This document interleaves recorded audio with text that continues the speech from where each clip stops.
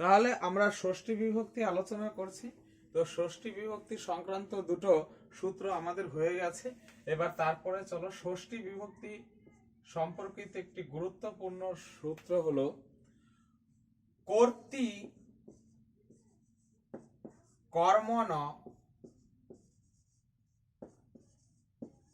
কর্তৃ কর্মণ কৃতি। এই সূত্রে কি বলেছে যে কর্তৃ কথার অর্থ হচ্ছে কর্তায় এবং কর্মণ দ্বিবচন রয়েছে, অর্থাৎ কর্তায় এবং কর্মে, কর্তায় এবং কর্মে কি হবে, কর্তায় এবং কর্মে দুটোতেই ষষ্ঠী বিভক্তি হবে, ষষ্ঠী বিভক্তি হবে। কোন কন্ডিশনে, কোন কন্ডিশনে কর্তায় এবং কর্মে ষষ্ঠী বিভক্তি হবে? সেক্ষেত্রে বলেছে যদি কৃত প্রত্যয় যুক্ত শব্দ থাকে। কৃতি কথার অর্থ হচ্ছে কৃত প্রত্যয় যুক্ত শব্দ।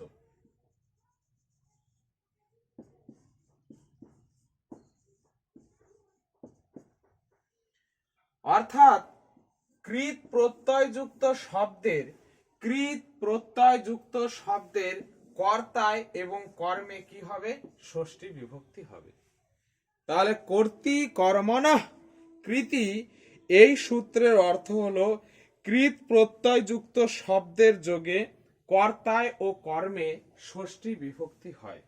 কৃত প্রত্যয়যুক্ত শব্দের কর্তায় এবং কর্মে কি হবে, ষষ্ঠী বিভক্তি হবে। এবার বিষয়টা আমরা উদাহরণ নিয়ে দেখব। তো প্রথমে চলো কর্তায় ষষ্ঠী, কোথায় কর্তায় ষষ্ঠী হবে এরকম আমরা একটা উদাহরণ নিতে পারি। যেমন শিশুর শয়ন, শিশুর শয়ন। এই কথাটা আমরা কিভাবে বলতে পারি? শয়নম, শয়নম।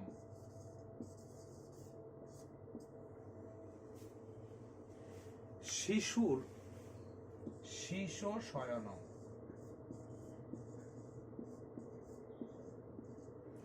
এই যে শয়নম পদটা রয়েছে, এইটা এখানে আমাদের কৃত প্রত্যয় রয়েছে। কিভাবে? শি ধাতুর সাথে, শি ধাতুর সাথে কি প্রত্যয় যোগ হয়েছে, অনট প্রত্যয় যোগ হয়েছে, অনট প্রত্যয়। আর এই অনট প্রত্যয়টা ধাতুর সাথে যেসব প্রত্যয় যুক্ত হয় তাকে বলা হয় কৃত প্রত্যয়। তাহলে দেখো এটা ধাতু, শি একটা ধাতু, তাই ধাতুর সাথে প্রত্যয় যোগ রয়েছে, ধাতুর সাথে যে প্রত্যয় যোগ হবে সেই প্রত্যয়কে আমরা কি বলবো, সেই প্রত্যয়কে বলবো আমরা কৃত প্রত্যয়। তাহলে এখানে শয়নম যে ধাতু পাচ্ছি, এই ধাতুর সাথে অনট প্রত্যয় রয়েছে, অর্থাৎ কৃত প্রত্যয় রয়েছে। আর কৃত প্রত্যয় যুক্ত শব্দের কর্তায় এবং কর্মে কি হবে, ষষ্ঠী হবে। এবার দেখো তাহলে এটা হচ্ছে কৃত প্রত্যয় যুক্ত শব্দ শয়নম।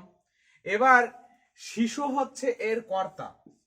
দেখো শয়ন, কে শয়ন করছে, উত্তর কি পাবো, শয়নকর্তা কে, শুয়ে যে আছে শিশুর শয়ন, শুয়েটা আছে কে, তো উত্তর কি আসবে বলো?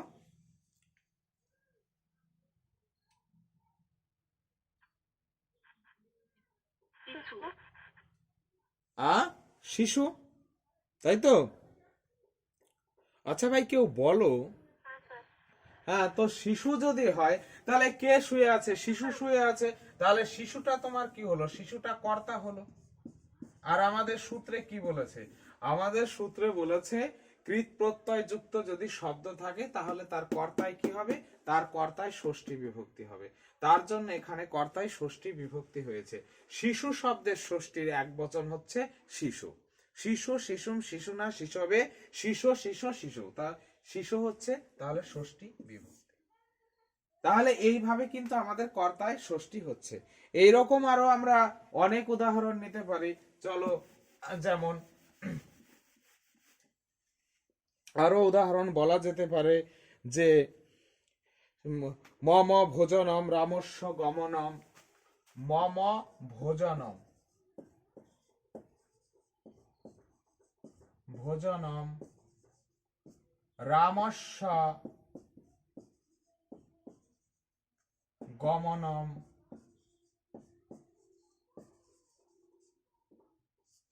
তাহলে এই প্রত্যেকটা ক্ষেত্রে দেখো এই ভোজনমে কি রয়েছে, ভোজনমে কৃৎ প্রত্যয় রয়েছে, কারণ এখানে কি রয়েছে, ভোজ ধাতু রয়েছে, ভোজ ধাতুর সাথে অনট প্রত্যয় যোগ হয়েছে ভোজনম। তাহলে এটা হচ্ছে কৃৎ প্রত্যয়। আর কৃৎ প্রত্যয় যদি হয়, বলছে মম ভোজনম, আমার খাবার, তাহলে খাবারের কর্তাটাকে, খাবারের কর্তাটা হচ্ছে আমার, আমি, তাহলে এই কর্তায় কি হয়েছে, এই কর্তায় আমাদের ষষ্ঠী বিভক্তি হয়েছে। তারপরে ধরো রামনস্য গমনম, এই গমনম পদেও এখানে আমরা কি পাচ্ছি, গম ধাতু পাচ্ছি, গম ধাতুর সাথে আমাদের অনট প্রত্যয় যোগ হয়েছে, তাহলে এটাও আমাদের কৃৎ প্রত্যয়ান্ত। কৃৎ প্রত্যয় শব্দের যোগে গমন ক্রিয়ার কর্তাটা কে, রামের গমন, তাহলে গমন ক্রিয়ার কর্তাকে কে গমন করছে, রাম গমন করছে, তার জন্য কর্তায় আমাদের কি হয়েছে, ষষ্ঠী হয়েছে। দেখো তাহলে সূত্র কিন্তু খুবই সহজ, কিন্তু এগুলো পরীক্ষার দৃষ্টিকোণ থেকে খুবই ইম্পর্টেন্ট। অর্থাৎ কর্তৃ কর্মণঃ কৃতিহি, কর্তৃ কর্মণঃ কৃতি, এই সূত্রের অর্থ হচ্ছে কৃৎ প্রত্যয় যুক্ত শব্দের কর্তায় ষষ্ঠী বিভক্তি হবে, কৃৎ প্রত্যয় যুক্ত শব্দের কর্তায় ষষ্ঠী বিভক্তি হবে এবং কর্মেও ষষ্ঠী বিভক্তি হবে। তো এগুলো আমরা কর্তায় ষষ্ঠীর উদাহরণ জানলাম। এবার চলো আমরা জেনে নেব যে কর্মে ষষ্ঠীর উদাহরণ। আচ্ছা, এবার কর্মের ষষ্ঠীর উদাহরণগুলো দেখে নি, চলো।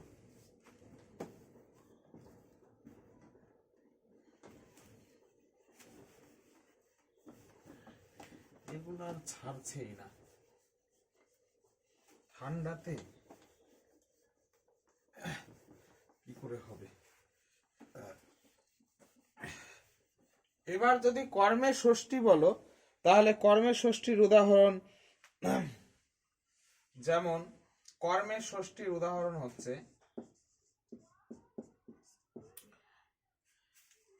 দুগ্ধস্য, দুগ্ধস্য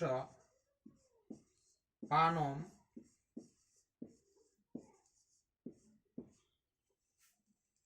দুগ্ধস্য পানম, তারপরে বলতে পারো ধনস্য দাতা,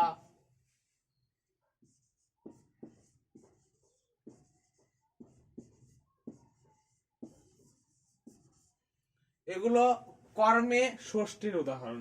কি করে দেখো, তাহলে আমাদের প্রথমে দেখতে হবে কৃৎ প্রত্যয় যুক্ত শব্দ, এই যে পা ধাতুর সাথে রয়েছে, পা ধাতুর সাথে রয়েছে আমাদের অনট প্রত্যয় পানম, তাহলে এটা কৃৎ প্রত্যয়। এবার এই পান, পান ক্রিয়ার কর্মটা কি, দুগ্ধ পান করা বলছে, এখানে উচ্চ আছে কর্তা, যে শিশুনা দুগ্ধস্য পানম, শিশুর দ্বারা দুধ পান করা হচ্ছে, দুধ দেখো কর্ম, কি পান করা হচ্ছে, দুধ পান করা হচ্ছে, কর্তা এখানে উচ্চ রয়েছে, কর্তার ইচ্ছা হচ্ছে দুধ পান করা, আর কর্তার যেটা ইচ্ছা সেটাকে আমরা বলি কর্ম। তাহলে দেখো এটা কর্ম, দুগ্ধস্য, এটা কিন্তু কর্ম হয়ে যাচ্ছে। আর এই কর্মে দেখো কি হয়েছে, কৃৎ প্রত্যয়ান্ত শব্দের যোগে কর্মে কোন বিভক্তি হবে, ষষ্ঠী বিভক্তি হবে, তাই কর্মে এখানে দ্বিতীয় বিভক্তি না হয়ে ষষ্ঠী বিভক্তি হয়েছে। পরীক্ষায় আসতে পারে কর্মে ষষ্ঠী বিভক্তির উদাহরণ দাও, সেক্ষেত্রে আমাদের বলতে হবে দুগ্ধস্য পানম। কৃৎ প্রত্যয়ান্ত শব্দের কর্তায় এবং কর্মে ষষ্ঠী বিভক্তি হয়, তাহলে দুগ্ধস্য পানম, এটা হয়েছে কর্মে ষষ্ঠী। আবার দেখো দাতা, এটাও এখানেও আমাদের কি রয়েছে, ধনস্য দাতা, ধনের দাতা, এইখানেও কিন্তু কৃৎ প্রত্যয় রয়েছে, আমরা এখানে দা ধাতু পাচ্ছি। তো এই কৃৎ প্রত্যয় যুক্ত শব্দের কর্মে যে ধনের দাতা, তাহলে দান যে করছে, কি দান করছে, ধন দান করছে, তাহলে এটা হচ্ছে কর্ম, আর এই কর্মেতে দেখো আমাদের ষষ্ঠী হয়েছে। তো এই রকম আরো উদাহরণ আমরা পাবো, যেমন আরো উদাহরণ রয়েছে, বলা যেতে পারে অন্নস্য পাক,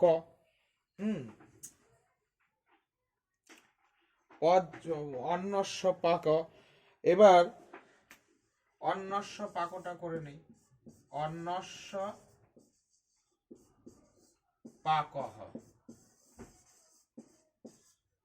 এবার দেখো এখানে কৃত প্রত্যয় কি রয়েছে, পজ ধাতুর সাথে ঘইং প্রত্যয় রয়েছে, ঘইং প্রত্যয়, অর্থাৎ ধাতু থাকলেই হলো, ধাতু মানেই তো তার সাথে যে প্রত্যয় হবে কৃত প্রত্যয়, তাহলে এটা কৃত প্রত্যয় যুক্ত শব্দ।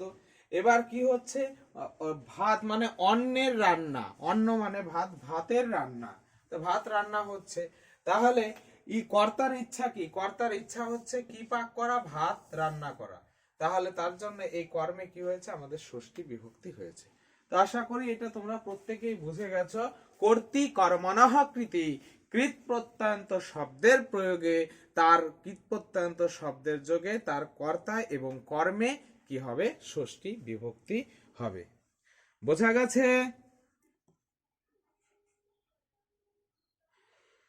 চলো এর পরে আমরা জেনে নেই পরের সূত্র, উভয় প্রাপ্তৌ কর্মণি, উভয় প্রাপ্তৌ কর্মণি।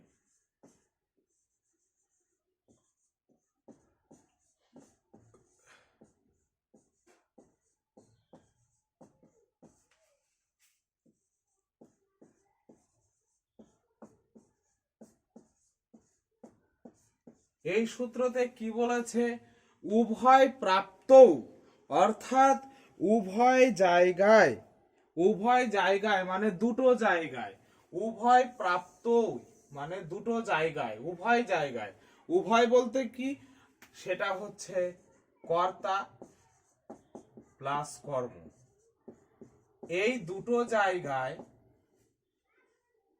এই দুটো জায়গায় কি হচ্ছে, আমরা জানি কৃত প্রত্যয়ান্ত শব্দের যোগে এই দুটো জায়গায় কর্তায়ও ষষ্ঠী হচ্ছে, কর্মতেও ষষ্ঠী হচ্ছে। এই সূত্রটার অর্থও তাই, যে কৃত প্রত্যয় যদি থাকে তার কর্তা এবং কর্মে দুটোতেই ষষ্ঠী হবে, এর আগে তাতে আমরা পড়লাম। কিন্তু এই সূত্রে বলল যে যদি একটা বাক্যে, যদি একটা বাক্যে কর্তায়ও ষষ্ঠী হয় এবং কর্ময় যদি ষষ্ঠী হয়, তাহলে যে কোনো একটা জায়গায় ষষ্ঠী হবে, সেটা কোন জায়গাটায়, বলছে কর্মে ষষ্ঠী হবে, কর্মে ষষ্ঠী হবে, কিন্তু কর্তায় ষষ্ঠী না হয়ে সেখানে কি হবে, অনুক্ত কর্তায় তৃতীয়া বিভক্তি হবে, অনুক্ত কর্তা।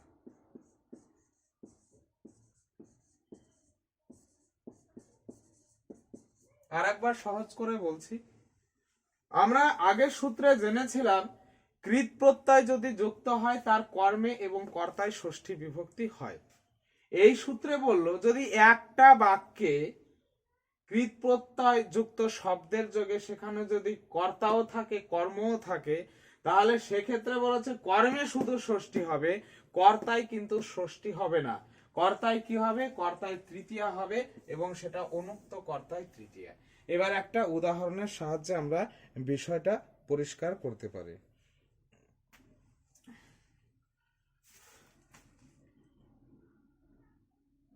আচ্ছা, শিশুনা, শিশুনা দুগ্ধস্য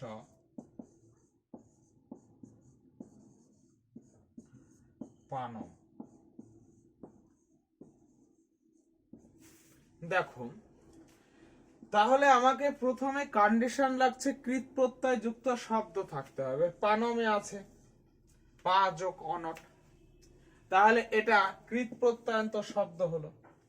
এবার কৃত প্রত্যয়ান্ত শব্দের যোগে বলছে কর্মে ষষ্ঠী হবে কিন্তু কর্তায় তৃতীয় হবে, তাহলে যে শিশুর দ্বারা দুধ পান করা হচ্ছে, এই বাক্যটা কি বলছে, বলছে শিশুর দ্বারা, শিশুর দ্বারা দুধ পান করা হচ্ছে, পান করা হচ্ছে,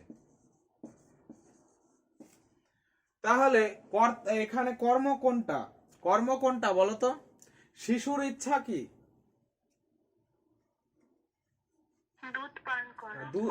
দুধ পান করা, তাহলে দুধটা হচ্ছে কর্ম, আর তোমাদের সূত্রে বলেছে কর্মের ষষ্ঠী হবে, তাই কর্মের ষষ্ঠী হয়েছে। দুগ্ধ নর শব্দের মতো, আর সেখানে নরস্ব ষষ্ঠীর এক বচন, দুগ্ধস্ব ষষ্ঠীর এক বচন হলো। কিন্তু দেখো আবার কর্তায় কি হয়েছে, বলছে কর্তায় কিন্তু আবার তৃতীয়া হয়ে যাবে, আর সেটা হবে অনুক্ত কর্তা। আর এখানে দেখো কর্তায়, এটা ছিল কর্তা, কে পান করছে, শিশু, তাহলে শিশুটা অবশ্যই কর্তা, কিন্তু কোন কর্তা, এটা হচ্ছে অনুক্ত কর্তা, আর অনুক্ত কর্তায় তৃতীয়া বিভক্তি হয়। বোঝা গেছে এই বিষয়টা? দেখো আগের সূত্রটার সাথে এই সূত্রটা এইটুকুই পার্থক্য, যে এখানে কর্মের ষষ্ঠী হবে কিন্তু কর্তায় ষষ্ঠী হবে না। একটা বাক্যে যদি থাকে সেখানে কর্মের ষষ্ঠী হবে, কর্তায় হবে না, কর্তায় তৃতীয়া হবে, সেটা হচ্ছে অনুক্ত কর্তা। এবার আরো কিছু আমরা উদাহরণ নিতে পারি, যেমন ধনস্য দানম নৃপেণ, ধনস্য দানম নৃপেণ। এখানে ক্রিয়া কোনটা, আমাদের ক্রিয়াটা আগে দেখবো, যে দান ক্রিয়া রয়েছে, আর অবশ্যই এটা কৃত প্রত্যয় যুক্ত শব্দ, দা যোগ অনট, ধাতু থাকলেই কৃত প্রত্যয় থাকবে তার সাথে। আচ্ছা, এবার বলছে রাজার দ্বারা ধন দান করা হচ্ছে, তাহলে দান করছে কে, দান করছে হচ্ছে রাজা, নৃপ, আর রাজা হচ্ছে কর্তা, কে দান করছে, রাজা দান করছে, নৃপ দান করছে, আর কর্তায় কি হবে, তৃতীয়া বিভক্তি, তাই নৃপতে আমাদের তৃতীয়া বিভক্তি হচ্ছে। কিন্তু দেখো কর্ম কি দান করছে, কর্তার ইচ্ছা কি দান করা, ধন দান করা, তার জন্য দেখো কর্মতে আমাদের কি হয়েছে, ষষ্ঠী বিভক্তি হয়েছে। কর্মে ষষ্ঠী হবে, কর্তায় ষষ্ঠী হবে না, কর্তায় হবে তৃতীয়া। এইভাবে আমাদের আরো অনেক উদাহরণ নিতে পারি। বালকেন দুগ্ধস্য পানম, বালকেন দুগ্ধস্য পানম, দুগ্ধস্য পানম। দেখো বালকের দ্বারা দুধ পান করা হচ্ছে, এই যে দুগ্ধস্য এটা হচ্ছে কর্ম, বালকের দ্বারা কি পান করা হচ্ছে, বালকের পান করার ইচ্ছা কি, দুগ্ধ, তাই সেখানে ষষ্ঠী হয়েছে। আর কেন, কারণ এখানে কৃত প্রত্যন্ত শব্দ রয়েছে। আর কর্তায় দেখো আবার অনুক্ত কর্তায় তৃতীয়া। তো এইরকম আরো আমরা উদাহরণ পেতে পারি। পাচকেন অন্যস্য পাকাহা অর্থস্য হরণং চৌরেন। তো এইরকম একাধিক উদাহরণ আমাদের রয়েছে। তাহলে এই ছিল আমাদের উভয় প্রাপ্ত কর্মণি এই সূত্রের সম্পূর্ণ ব্যাখ্যা। ষষ্ঠী বিভক্তি বিধায়ক আর একটা গুরুত্বপূর্ণ সূত্র হলো অধিক অর্থ দয়সং কর্মণি, অধিক গর্থ দয়ে সাং কর্মণি।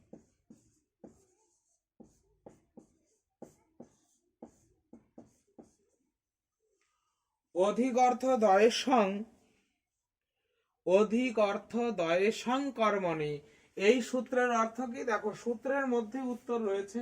কর্মণি কথার অর্থ হচ্ছে কর্মে, কর্মে, কার কর্মে, বলছে অধিক অর্থ, অধিক অর্থ কথার অর্থ হচ্ছে স্মরণার্থক, স্মরণার্থক, স্মরণার্থক, স্মরণার্থক ধাতু। আর এই দয়েশাং কথার অর্থ দুটো রয়েছে এখানে, একটা কথা রয়েছে দয়, আর একটা রয়েছে ইস।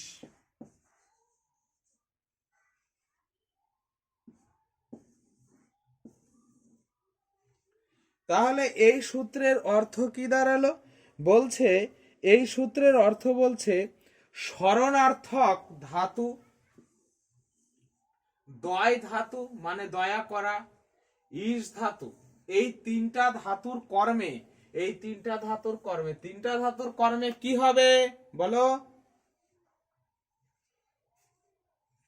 এই তিনটা, হ্যাঁ এই তিনটা ধাতুর, এই তিনটা ধাতুর কর্মে কি হবে, কর্মে হচ্ছে তোমার ষষ্ঠী বিভক্তি হবে। এই হচ্ছে এই সূত্রের অর্থ, আর কিছু নেই।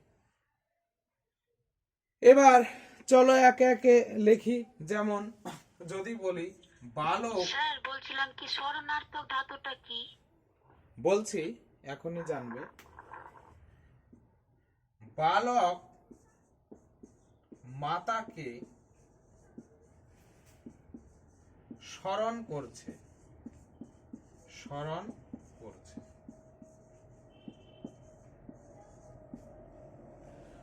স্মরণার্থক ধাতু কথার অর্থ হচ্ছে যেসব ধাতুর দ্বারা স্মরণ করা বোঝায়, যেসব ধাতুর দ্বারা স্মরণ করা বোঝায় সেটাকেই বলা হচ্ছে স্মরণার্থক ধাতু। এবার দেখো বালক মাতাকে স্মরণ করছে, মাতাকে স্মরণ করছে, বালক মাতাকে স্মরণ করছে। তাহলে এই যে স্মরণ করছে এটা স্মরণার্থক ধাতু। তাহলে এখানে যদি আমি স্মরণার্থক ধাতুর প্রয়োগ করি, যেমন স্মরতি যদি করি, স্মরতি মানে হচ্ছে স্মরণ করছে, স্মৃ ধাতু স্মরণ করছে, স্মরতি। তাহলে বলছে স্মরণার্থক ধাতু যদি থাকে তার কর্মে ষষ্ঠী হবে। আচ্ছা বলো তো এখানে কর্ম কোনটা? বালক মাতাকে স্মরণ করছে, কর্ম কোনটা? মাতা। মাতা। বালকের ইচ্ছা মাতাকে স্মরণ করা, তাহলে মাতা যদি আমাদের কর্ম হয় তাহলে কর্মে ষষ্ঠী হবে। তাহলে মাতাকে মাতৃ শব্দের ষষ্ঠীর এক বচন কি বলো? তোমরাই বলো। মাতু। মাতু। মাতা মাতরম, মাত্রা মাত্রে মাতু মাতু মাতুরি। আচ্ছা, তাহলে কে স্মরণ করছে? বালক হচ্ছে কর্তা। তাহলে বালক মাতু স্মরতি। তাহলে এটা আমাদের কি হলো যে অধিক অর্থ দয়ের সং কর্মণি, এই সূত্রানুসারে মাতু পদে ষষ্ঠী বিভক্তি হয়েছে। তাহলে বোঝা গেল। তাহলে এই অধিক অর্থ দয়ের সং সূত্রেই তো তোমার উত্তর রয়েছে যে অধিক অর্থ ধাতু অর্থাৎ স্মরণার্থক ধাতু আর দয় এবং ইস ধাতু, এই তিনটা ধাতুর কর্মে কি হবে? ষষ্ঠী বিভক্তি হবে। যেমন বালক মাতাকে স্মরণ করছে, এটা আমরা এটার উদাহরণ পেলাম, স্মরণার্থক ধাতু। এবার আমরা দয় ধাতু দিয়ে একটা করতে পারি যে রাজা দরিদ্রদের দয়া করে। তাহলে ধরো নৃপ, নৃপ দয়তে, রাজা দয়া করছে, তাহলে দয় ধাতু রয়েছে। এবার কাকে দয়া করছে? দরিদ্রদের যদি হয় তাহলে সেখানে তুমি ষষ্ঠী করবে, এটা কর্ম। নৃপর ইচ্ছা কি? রাজার ইচ্ছা কি? রাজার ইচ্ছা হচ্ছে দয়া করা। কাদের দয়া করা? গরিবদের দয়া করা। তাহলে গরিবদের যদি আমরা করি তাহলে সেটা কি হবে? ষষ্ঠী করতে হবে, কারণ এটা কর্ম। তাহলে ষষ্ঠী যদি করি তাহলে দরিদ্রা নাম করে দেই, দরিদ্রা নাম, ষষ্ঠীর বহুবচন, দরিদ্রদেরকে, এটা কিন্তু ষষ্ঠী বিভক্তি হয়েছে। তাহলে দেখো এই দয় ধাতু রয়েছে, তাই তার কর্মে, কর্মে কি রয়েছে? ষষ্ঠী রয়েছে। তাহলে এর পাশাপাশি আমাদের এভাবেও জানতে হবে, এরকম বলবে এটা কিসের উদাহরণ? দরিদ্রা নামের নিচে বললো, তখন তোমাকে জানতে হবে যে কারক হয়েছে কর্মকারক, কর্মকারকে এটা হচ্ছে ষষ্ঠী বিভক্তির উদাহরণ। প্রত্যেক কারকেই প্রত্যেক ধরনের বিভক্তি হতে পারে। তাহলে আমাদের দয় ধাতু দিয়ে একটা হলো। এবার চলো একটা ইস ধাতু দিয়ে আমরা একটা উদাহরণ জেনে নিতে পারি। ইষ্টে, ইস দিয়ে, ইস মানে হচ্ছে শাসন করা বা আদেশ করা।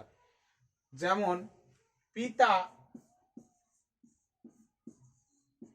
পুত্রস্য, পুত্রস্য ইষ্টে,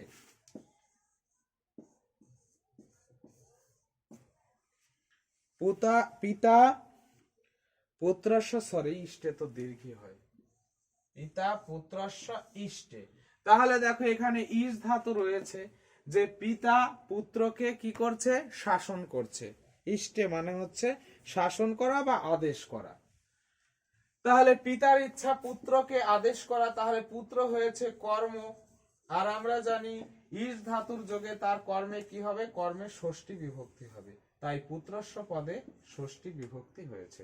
এই ছিল অধিক অর্থ দয় সং কর্মাণি, সূত্রের মধ্যেই তোমার উত্তর লুকিয়ে রয়েছে। বোঝা গেছে?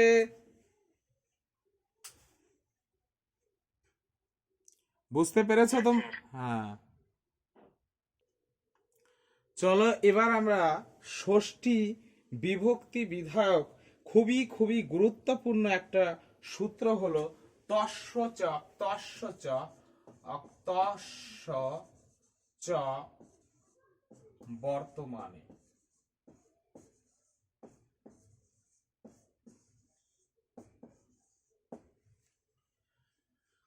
তস্যক, কয় তশক, তস্য চ বর্তমানে, এই সূত্রটা খুবই ইম্পর্টেন্ট। এই সূত্রে কি বলেছে যে ত প্রত্যয়ের যোগে, ত্বা, ত্বা প্রত্যয়ের যোগে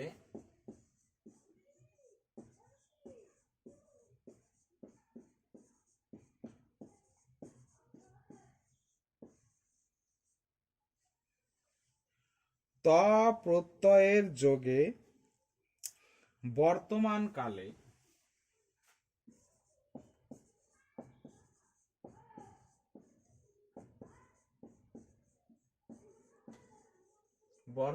কালে কর্তায় ষষ্ঠী বিভক্তি হবে, ষষ্ঠী বিভক্তি হবে। এখানে আমরা যদি জেনে থাকি যে তোমরা জানো অনেকেই যে এই কতবতু আর কোয়াতোয়া এই দুটো প্রত্যয়কে একত্রে কি বলে? একত্রে নিষ্ঠা প্রত্যয় বলে। এই দুটো প্রত্যয়কে নিষ্ঠা প্রত্যয় বলে। তোমরা সংজ্ঞা প্রকরণে পড়েছিলেন ত্বাক ত্ববতু নিষ্ঠা, অর্থাৎ এই দুটো প্রত্যয়কে নিষ্ঠা প্রত্যয় বলে। আর এই দুটো প্রত্যয় কিন্তু অতীত কালে ব্যবহার হয়, বর্তমান কালে ব্যবহার হয় না। তবে বলেছে যে বর্তমান কালে ব্যবহার হয় না, অতীত কালে ব্যবহার হয়, কিন্তু কিছু কিছু ক্ষেত্রে ত প্রত্যয় বর্তমান কালে যদি ব্যবহার হয় ত প্রত্যয়, তাহলে সেখানে কি হবে? সেখানে কর্তায় তোমার ষষ্ঠী বিভক্তি হবে। তাহলে এখানে আমরা জানলাম কতবত এবং কতা এই দুটো প্রত্যয়কে নিষ্ঠা প্রত্যয় বলা হয়। এই দুটো প্রত্যয় অতীত কালে ব্যবহার হয়। এবার বলছে তস্যচ বর্তমানে, এই সূত্রের দ্বারা বলছে যে না, ত প্রত্যয় বর্তমান কালেও ব্যবহৃত হতে পারে, তবে ত প্রত্যয় যদি বর্তমান কালে ব্যবহৃত হয় তাহলে তার কর্তায় কি হবে? ষষ্ঠী বিভক্তি হবে। আর এখানে আরেকটা জানতে হবে যে বর্তমান কালে ত প্রত্যয় কোথায় ব্যবহার হয়, সেটা তো আমার আগে জানতে হবে। তো বর্তমান কালে ত প্রত্যয় কোথায় ব্যবহার হয় সেই সম্পর্কিত একটি সূত্র হলো মতি বুদ্ধি পূজা অর্থেভ্য চ। মতি বুদ্ধি পূজা থেভ্য চ, অর্থাৎ মতি অর্থক, মতি অর্থক, বুদ্ধি অর্থক, বুদ্ধি মানে হচ্ছে জ্ঞান, বুদ্ধি মানে হচ্ছে জ্ঞান,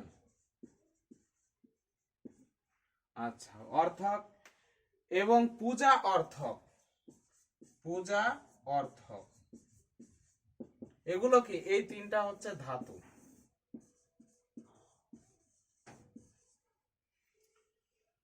তাহলে যখন যখন আমাদের মতি অর্থক, মতি বুদ্ধি পূজা অর্থেভ্য চ, একবার করে আবার শুরু থেকে বলি, তস্যচ বর্তমানে, এই সূত্রের অর্থ ত প্রত্যয়ের যোগে বর্তমান কালে কর্তায় ষষ্ঠী বিভক্তি হয়।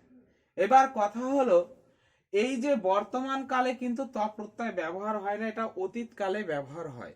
তবে একটা ব্যতিক্রম রয়েছে যে মতি বুদ্ধি পূজা অর্থেভ্য চ, এই সূত্রানুসারে বর্তমান কালে ত প্রত্যয় ব্যবহার হয়। এবার বর্তমান কালে ত প্রত্যয় ব্যবহার সম্পর্কিত এই সূত্রটির অর্থটা আমরা আগে জেনে নেব। এই সূত্রের অর্থ বলেছে মতি অর্থক ধাতু, বুদ্ধি অর্থক ধাতু এবং পূজা অর্থক ধাতুর কর্তায় কি হয়? ত, বর্তমান কালে ত প্রত্যয় হয়। মতি অর্থক, বুদ্ধি অর্থক এবং পূজা অর্থক ধাতুর উত্তর বর্তমানকালে ত প্রত্যয় হয়। আর সেই তার যে কর্তা তাতে আমাদের ষষ্ঠী বিভক্তি হবে। এবার একটা উদাহরণ আমরা নিয়ে নিতে পারি। আচ্ছা, ধরো এইটা পরীক্ষার সময় খুব দেয়, কি বিদ্বান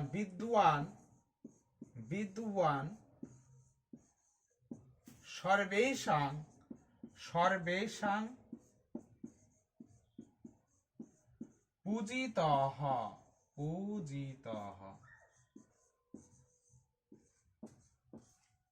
এই কথার বাংলা অর্থ বিদ্বান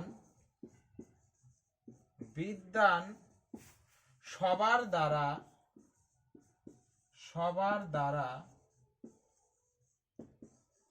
পূজিত।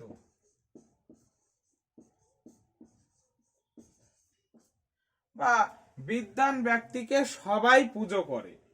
তাহলে দেখো, তাহলে বিদ্বান ব্যক্তিকে সবাই পুজো করছে, তাহলে এইটা কিন্তু আমাদের বর্তমান কাল, বিদ্বান ব্যক্তিকে সকলে পুজো করে। প্রেজেন্ট ইনডিফিনিট বলতে পারো, চিরসত্য কথা। আচ্ছা, এবার চলো, এবার আমরা জানবো যে আমাদের ত প্রত্যয় কোথায় রয়েছে। এইখানে আমাদের ত প্রত্যয় রয়েছে, পুষ ধাতুর সাথে আমাদের ত প্রত্যয় যোগ হয়েছে, তার জন্যই তো পূজিত হয়েছে। আর এই ত প্রত্যয় বর্তমান কালে কেন যোগ হয়েছে? কারণ এটা পুষ ধাতু, তিনটা ধাতু থাকতে হবে, হয় পুষ ধাতু থাকতে হবে, না হলে বোধার্থক ধাতু থাকতে হবে, না হলে মতি অর্থক ধাতু থাকতে হবে। তাহলে আমরা পুষ ধাতু পেলাম, পুষ ধাতু রয়েছে বলেই এখানে কিন্তু বর্তমান কালে ত প্রত্যয় যোগ হয়েছে। এবার চলো, তার কর্তায় ষষ্ঠী হবে। তাহলে এখানে কর্তাকে, বিদ্যাকে সবাই পূজিত করে, পূজা করা কাজটা কে করে বলো? পূজা করা কাজটা কে করছে? সবাই। পূজা করা কাজটা কে করছে? সবাই, সকলে, তাই তো? হ্যাঁ, তো সেটা হচ্ছে কর্তা। তাহলে কে দিয়ে প্রশ্ন করে তো আমরা কর্তা পাচ্ছি, এটা তো একটা ন্যাচারাল ব্যাপার। তাহলে সেই কর্তায় তোমার কোন বিভক্তি হবে? ষষ্ঠী বিভক্তি হবে, তা ষষ্ঠী বিভক্তি তো হয়েছে। তাহলে বিদ্যান সর্বেষাং পূজিতাঃ, এখানে কি হয়েছে? তস্য বর্তমানে এই সূত্রানুসারে সর্বেষাং পদে ষষ্ঠী বিভক্তি হয়েছে। আচ্ছা, তারপর আমরা আরো উদাহরণ নিতে পারি। ধরো আমরা একটা পূজা দিয়ে করলাম, এবার যদি আমরা একটা মতি দিয়ে করি, তাহলে ধরো এতৎ মম মতম, এটি আমার মত, এতৎ মম মতম।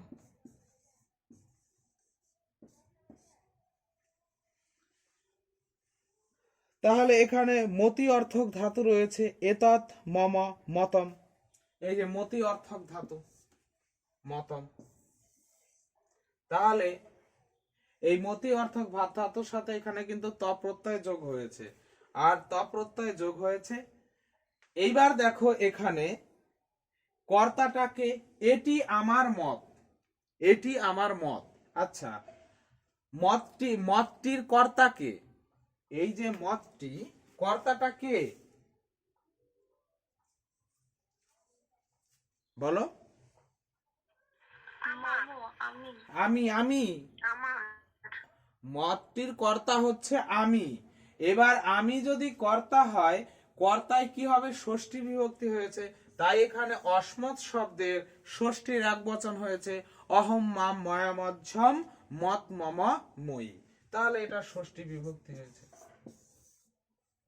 তাহলে দেখো, বর্তমান কালে ত প্রত্যয়ের প্রয়োগে তার কর্তায় ষষ্ঠী বিভক্তি হয়েছে, কোন সূত্রানুসারে? মতি বুদ্ধি পূজা অর্থে ভচ।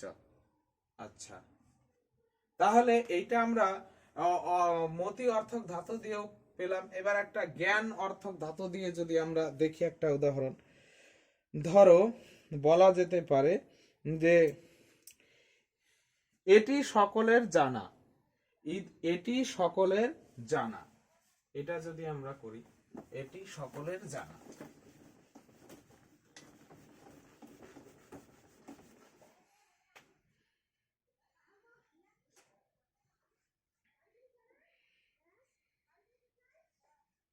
ইদং সর্বেষাং বিদিতম বিদিতম। তাহলে এই যে বিদিতম, এখানে বিদ ধাতু রয়েছে, বিদিতমে কি রয়েছে? বিদ ধাতু রয়েছে। এখানে দেখো বিদ ধাতু পাবো, বিদ ধাতুর সাথে ত প্রত্যয় যোগ হয়েছে। বিদ ধাতুর অনেক অর্থ হয়, জ্ঞানার্থক, লাভার্থক, সত্যার্থক, বিচারার্থক। এখানে হচ্ছে জ্ঞানার্থক অর্থাৎ জানা অর্থে ব্যবহৃত হয়েছে। যে ইদং মানে এটি, সর্বেষাং মানে সকলের, বিদিতম মানে জানা, এটি সকলের জানা। অর্থাৎ জানাটা কার রয়েছে? এই জানাটা কার রয়েছে? কে জানে? সবাই জানে। তাহলে এটা হচ্ছে কর্তা। আর দেখো কর্তায় আমাদের এই যে কৃত প্রত্যয়ান্ত শব্দের এই যে বর্তমান কালে ত প্রত্যয় যোগ হয়েছে, আর তার জন্য তার কর্তায় কি হয়েছে? তার কর্তায় আমাদের ষষ্ঠী বিভক্তি হয়েছে। তাহলে আমরা তিনটা উদাহরণ দিয়ে তিনটা উদাহরণ করলাম, আর এই উদাহরণগুলোই তোমাদের পরীক্ষায় থাকবে। এই উদাহরণগুলোই থাকবে, এক্সট্রা অন্য উদাহরণগুলো দেয় না, এই উদাহরণগুলোই দেওয়া হয়ে থাকে। তাহলে এই ছিল তস্য বর্তমানে এই সূত্রের বৈশিষ্ট্য, যে ত প্রত্যয়ের যোগে বর্তমান কালে কর্তায় ষষ্ঠী বিভক্তি হয়। বর্তমান কালে ত প্রত্যয় কোথায় হয় সেই প্রসঙ্গে বলা হয়েছে মতি বুদ্ধি পূজা অর্থেভ্যচ, অর্থাৎ মতি অর্থক, বুদ্ধি অর্থক এবং পূজা অর্থক ধাতুর বর্তমান কালে ত প্রত্যয় হয়, আর সেই কর্তায় কি হবে? ষষ্ঠী বিভক্তি হবে। তাহলে এই ছিল এই সূত্রের বৈশিষ্ট্য। বুঝতে পেরেছো সকলে?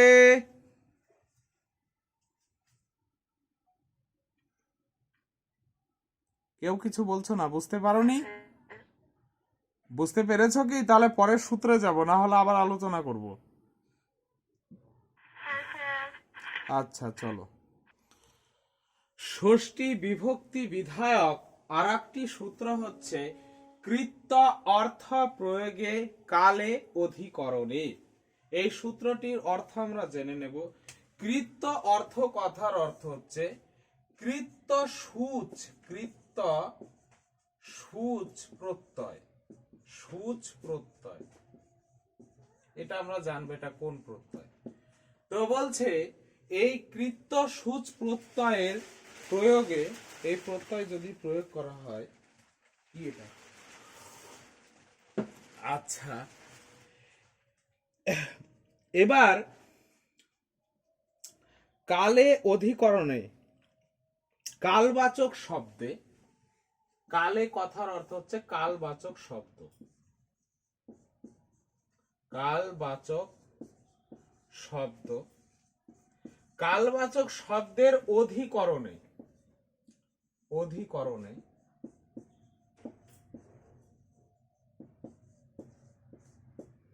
অধিকরণে কি হবে? অধিকরণে আমাদের ষষ্ঠী বিভক্তি হবে।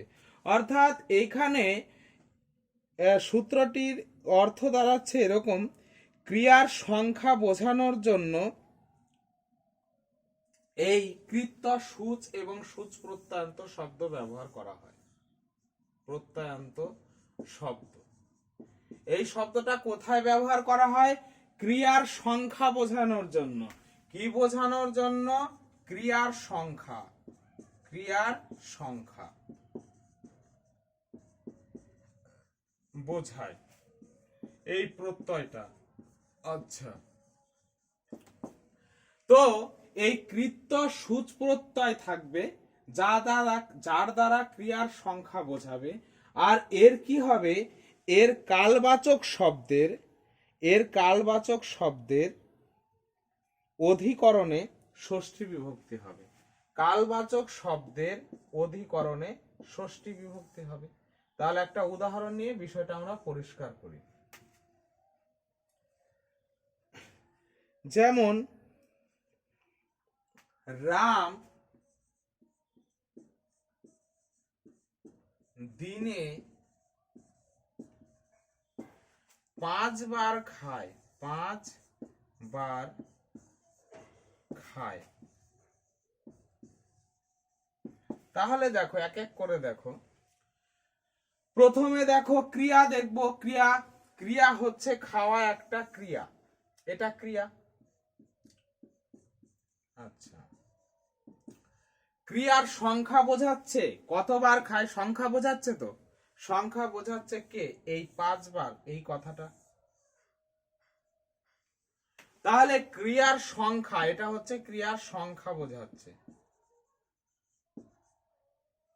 এবার বলছে ক্রিয়ার সংখ্যা যার দ্বারা বোঝায় তাকে বলে কৃত্য সূচ এবং সূচ প্রত্যয়ান্ত শব্দ।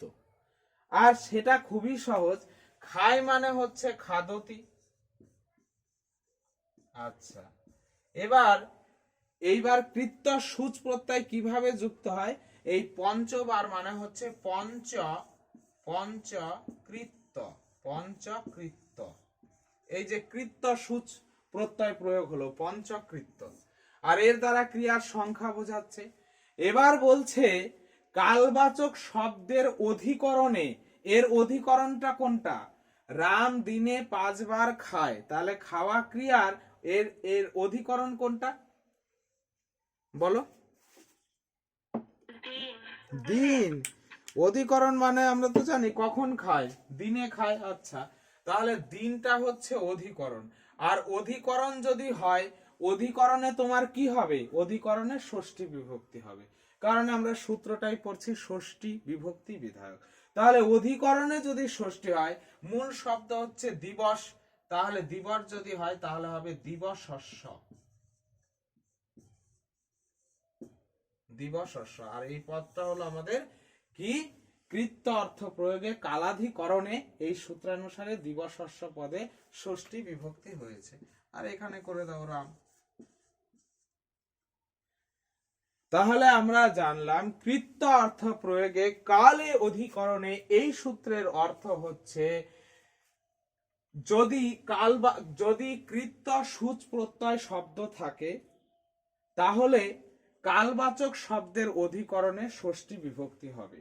কৃত্য সূচ প্রত্যয় কোথায় ব্যবহার হবে, যা যেখানে ক্রিয়ার সংখ্যা বোঝায় সেখানে কৃত্য সূচ প্রত্যয় ব্যবহার হয়।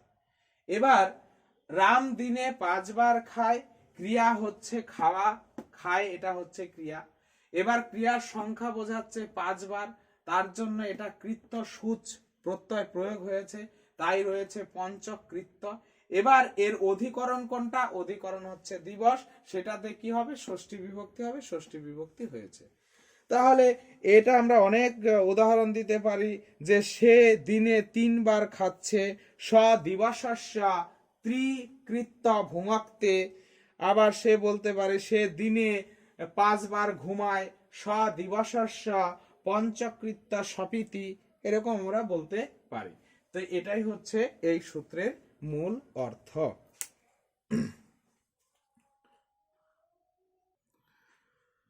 চলো তারপরে আরেকটা গুরুত্বপূর্ণ সূত্র, তৃপ্তার্থানাং বিভাষাকরণে। তৃপ্তার্থানাং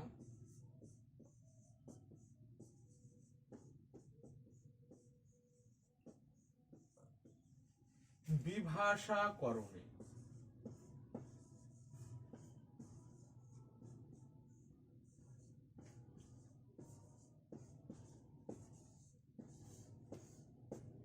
এই সূত্রটা আমরা জেনে নেব। কি বলছে, ও তৃপ্তি যোগ অর্থানাং, তাহলে তো এখানে জ হবে, জন সন্ধি হয়ে তৃপ্তার্থানাং বিভাষাকরণে। এই সূত্রের অর্থ কি, তৃপ্তার্থক ধাতুর যোগে করণ কারকের জায়গায় ষষ্ঠী বিভক্তি হয়। তৃপ্তার্থানাং মানে তৃপ্তি অর্থক, তৃপ্তি অর্থক ধাতু, তৃপ্তি অর্থক ধাতুর যোগে তার করণে, করণে কি হবে, বিভাষা মানে বিকল্পে করণে বিকল্পে কি হবে, বিকল্পে সেখানে ষষ্ঠী বিভক্তি হবে। অর্থাৎ সূত্রটির অর্থ তোমায় কি বলছে, সূত্রটির অর্থ বলছে যে তৃপ্তি অর্থক যদি ধাতু থাকে তার করণে তৃতীয়া বিভক্তিও হবে এবং সেখানে কি হবে, ষষ্ঠী বিভক্তিও হবে, দুটোই হবে। তো আমরা একটা উদাহরণ নিতে পারি। যেমন পরীক্ষায় এই উদাহরণটা খুবই দেয়, কি দেয় সেটা হচ্ছে অগ্নি কাষ্ঠানাং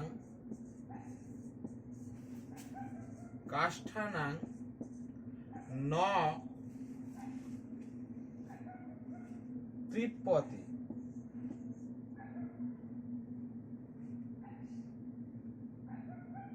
Right?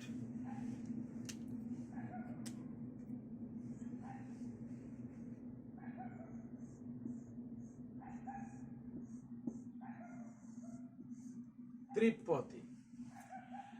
এই বাক্যে দেখো এই যে তৃপ্তি অর্থক ধাতু রয়েছে তৃপ্পতি,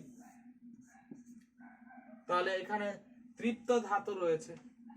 তো তৃপ্তি অর্থক ধাতু যদি থাকে তার করণ কোনটা, তার করণ হচ্ছে, বাক্যটা বাংলায় লিখে করে সুবিধা হবে, যে আগুন অগ্নি কাষ্ঠানাং ন তৃপ্পতি, আগুন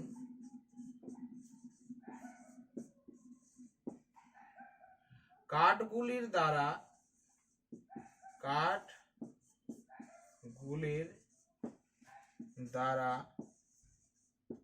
তৃপ্তি পাচ্ছে না, তৃপ্তি হচ্ছে না।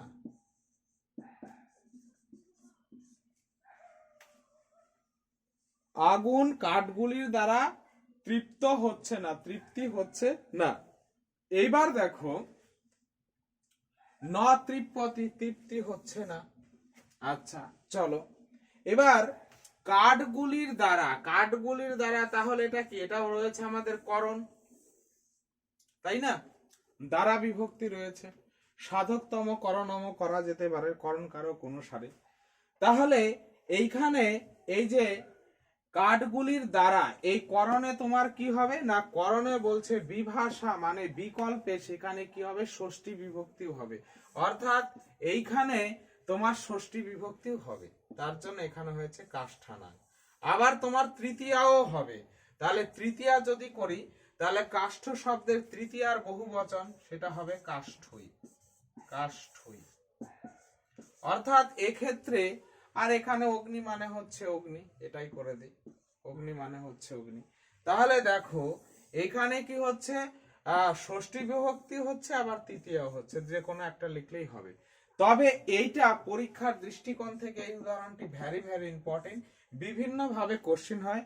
তোমাকে বলবে অগ্নি কাষ্ঠানাং ন তৃপ্পতি, এর নিচে আন্ডারলাইন দিয়ে বলবে বিকল্প রূপ লেখো, বিকল্প রূপ লেখো, বিকল্প রূপ। তখন তোমাকে জানতে হবে যে এটার পরিবর্তে এটাও লেখা যায়।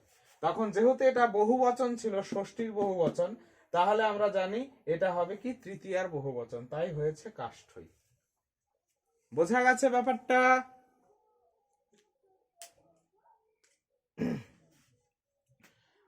আর একটা উদাহরণ না যেতে পারে,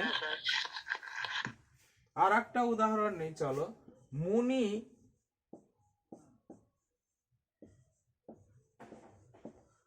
ফলের দ্বারা তৃপ্ত হন বা তৃপ্ত। তাহলে মুনি ফলের দ্বারা তৃপ্ত, এই কথাটা যদি বলি তাহলে দেখো আমি কি করব। আচ্ছা ফলের দ্বারা তৃপ্ত, তাহলে তৃপ্ত মানে কে তৃপ্ত, মুনি তৃপ্ত, তাহলে তৃপ্ত করলাম। আচ্ছা তৃপ্পতি মুনি ফলানাং, এটা তৃপ্তই করে দেই, তৃপ্ত। আচ্ছা এবার কে তৃপ্ত, মুনি তৃপ্ত, মুনি হচ্ছে কর্তা। আচ্ছা কিসের দ্বারা তৃপ্ত, ফলের দ্বারা তৃপ্ত। তাহলে দ্বারা থাকলে এখানে কি, ফলের দ্বারা তৃপ্ত হচ্ছে সাধকতম করণম অনুসারে করণ কারক হচ্ছে, তাহলে এখানে আমি করব ফলেন, ফলেন। কিন্তু আমরা জানি তাহলে এই ফলেনতে যে তৃতীয়া হলো কোন সূত্রানুসারে, সাধকতম করণম সূত্রানুসারে আগে করণ কারক হয়েছে এবং করণ কারক হয়ে তাতে তৃতীয়া বিভক্তি হয়েছে কর্তৃকরণ হয় তৃতীয়া সূত্রানুসারে। আর আমাদের এই সূত্রে বলেছে করণ কারকের স্থলে তৃপ্তার্থানাং বিভাষা করণে, করণ কারকের জায়গায় কি হবে, ষষ্ঠী বিভক্তি হবে। তাহলে ফলেনর জায়গায় আমি কি করতে পারবো, ফলস্য করতে পারবো। এবার পরীক্ষায় এটা দিয়ে বলবে বিকল্প রূপ লিখুন, তখন এটা লিখতে হবে। আবার এটা দিয়ে বলবে বিকল্প রূপ লিখুন, তখন এটা লিখতে হবে। এই ছিল তৃপ্তার্থানাং বিভাষাকরণে এই সূত্রটির ব্যাখ্যা। বুঝতে পেরেছো সকলে? স্যার স্যার বলছিলাম যে ফলের দ্বারা ওটা এক বচন থাকবে না বহু বচন? এখানে এগুলো সমস্যা নেই। ফলের দ্বারা মানে কি, ফলের দ্বারা তুমি এখানে যদি তোমার এক বচন থাকে ষষ্ঠীটাও এক বচন হবে। এবার তুমি যদি এখানে বহু বচন দিয়ে করো তাও অসুবিধা হবে না, কারণ মুনি একটা ফল না অনেকগুলি ফলের দ্বারা তৃপ্ত হতে পারে। এটা এর জন্য কোনো অসুবিধা নেই। তুমি এই সব বাক্য বহু বচন দিয়েও করতে পারো, এক বচন দিয়েও করতে পারো। তবে বিকল্প রূপের ক্ষেত্রে খেয়াল রাখতে হবে, যদি বিকল্প রূপে তৃতীয়ার এক বচন থাকে তাহলে তোমাকে ষষ্ঠীর এক বচন লিখতে হবে। বিকল্প রূপে যদি তৃতীয়ার বহু বচন থাকে তাহলে তোমাকে ষষ্ঠীর বহু বচন করতে হবে। এইটুকুই যা, বোঝা গেছে? কি বুঝতে পারলে সকলে? হ্যাঁ দাদা। আচ্ছা চলো, স্যার ক্লাস এখানেই সমাপ্ত ঘোষণা করছি। সর্বে ভবন্তু সুখিনা, সর্বে সন্তু নিরাময়া, সর্বে ভদ্রাণি পশ্যন্তু, মা কশ্চিৎ দুঃখ ভাগ ভবেৎ। জয় গুরু।